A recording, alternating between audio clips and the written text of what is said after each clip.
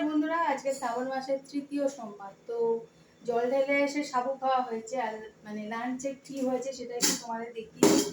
এখানে হচ্ছে ডালিয়া, ডালিয়ার খিচুড়ি, এর মধ্যে আলু ক্যাপসিকাম এসব দিয়ে করেছি। আর আছে বেগুন ভাজা, বেশি করিনি, বেগুন ভাজা ছেলে খায়, আমি আর ছেলের। আর এটা আর কি একটু প্রসাদ আছে, জল ঢালতে গেছিল পর প্রসাদ দিয়েছে। এখানে পাঁপড় ভাজা দেখতে পাচ্ছ, দেখা যাচ্ছে তো? পাঁপড় ভাজা দেখাও ওর খুলে। পাঁপড় ভাজা,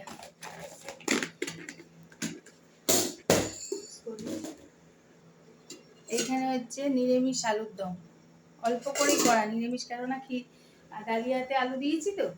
আর এটা হচ্ছে এই যে একটুখানি সিমুর পায়েস করেছি। তো আজকে কিন্তু আমাদের এই শ্রাবণ মাসের তৃতীয় বাবার বারে এটাই লাঞ্চ মেনু, এটাই বলবো বলে আসলাম। আজ আসি।